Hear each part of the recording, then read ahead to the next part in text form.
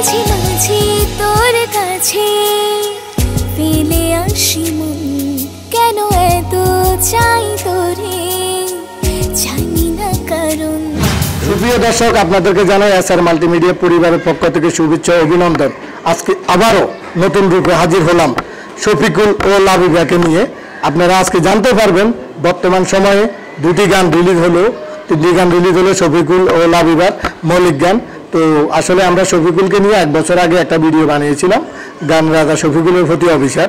সেই ভিডিওটিতে উপস্থিত ছিলেন জুনিয়র মিশা ভাই এবং আরও একজন আমাদের নবগত মডেল উপস্থিত ছিলেন। কিন্তু আজকে আমাদের মধ্যে আরও জুনিয়র মিশা সহ আরও 2 জন অতিথি আছে।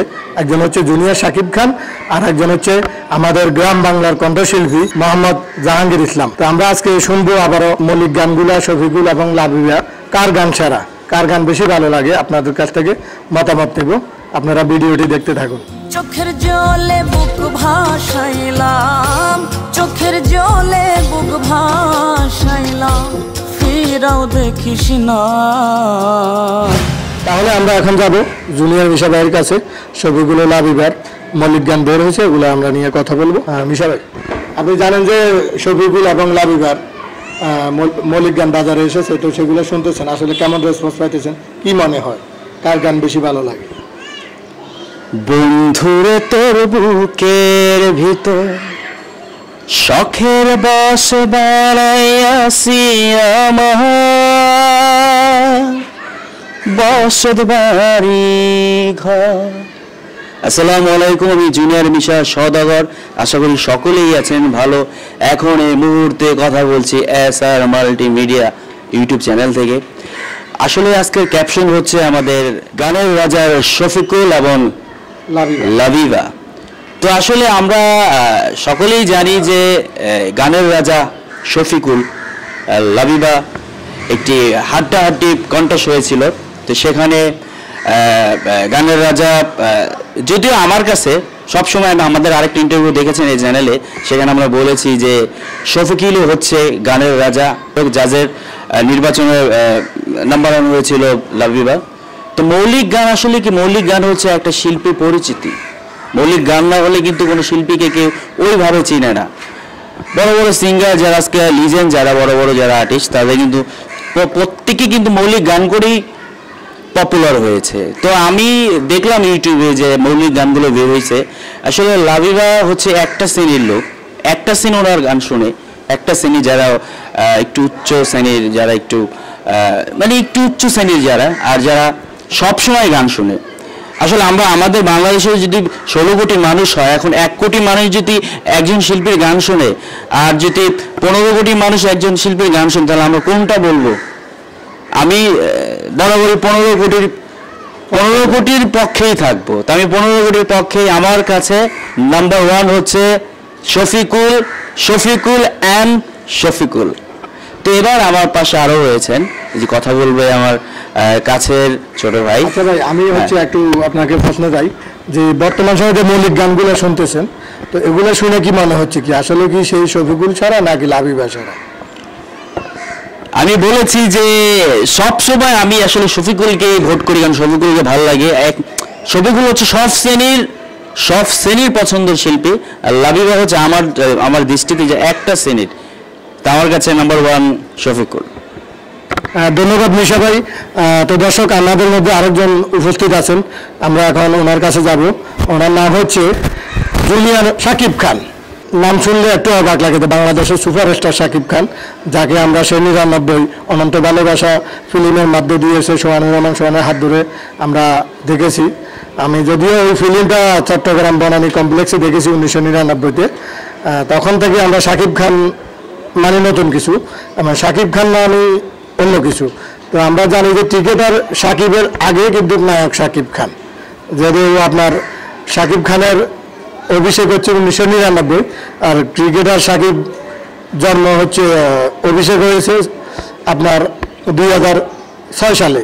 তো আমরা আসলে এখন এই ছেলেটি নিজেকে জুনিয়র শাকিব খান দাবি করে।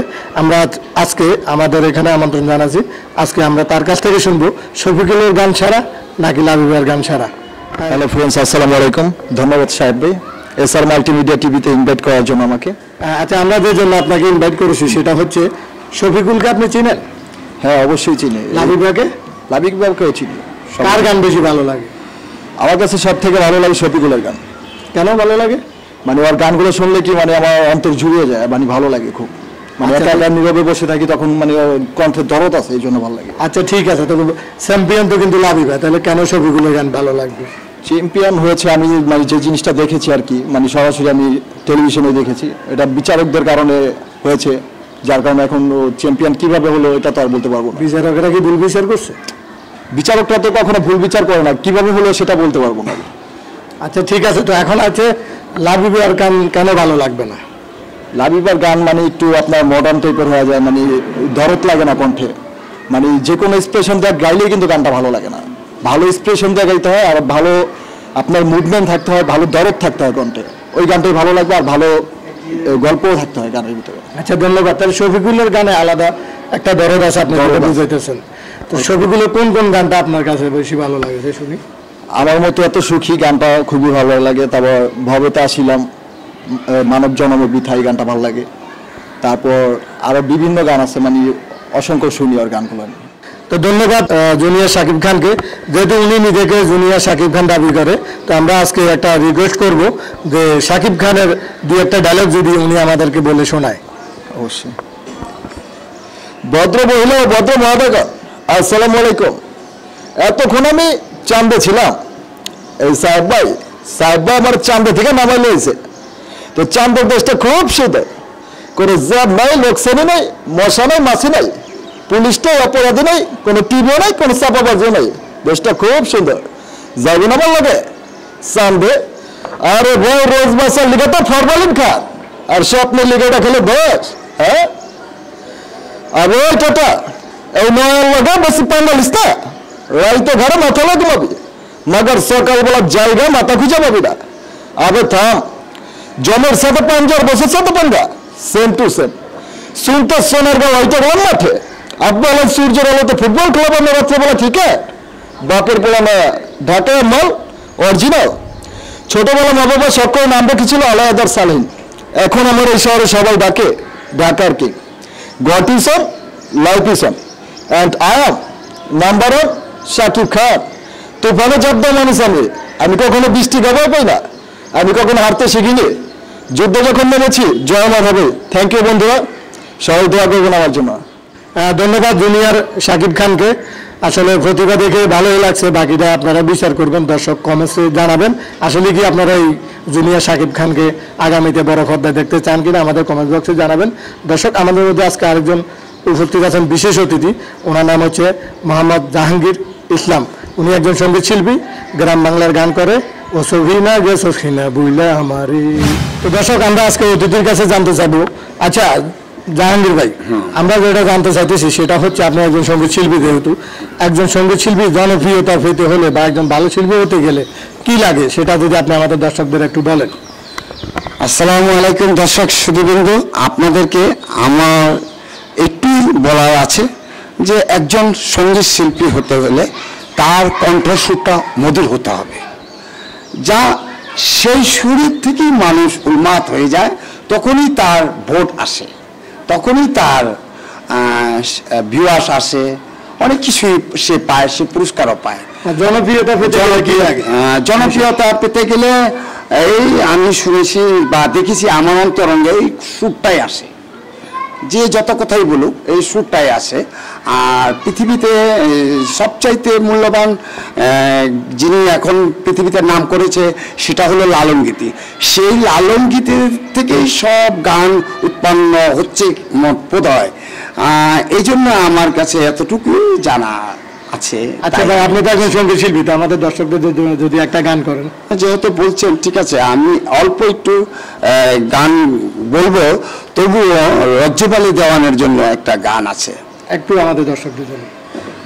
মনে কি পড়ে না তোমার মহাজনী আছরি,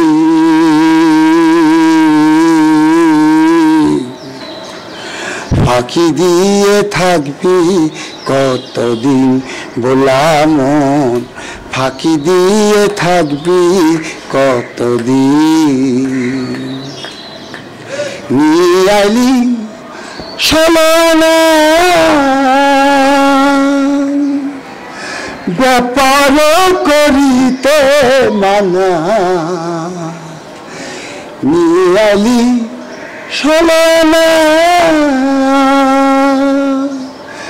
ব্যাপার করিতে মানা চালান খায়া হইলি জানা চালান খায়া হইলি জানা মহাজনে আছরি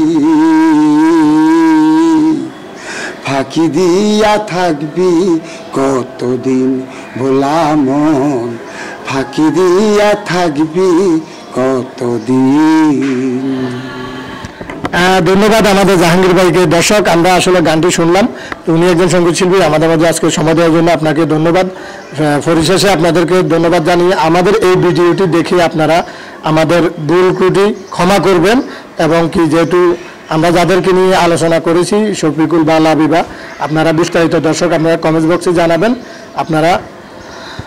আপনারা যেটুকু দেখেছেন আমাদের এসআর মাল্টিমিডিয়ার সাথে থাকবেন, ইভেন আপনার কমেন্টস করে জানাবেন আসলে কে সেরা, কার গান বেশি ভালো লাগে। আবারও আমি সাহাব আপনাদেরকে বিদায়, আল্লাহ হাফেজ।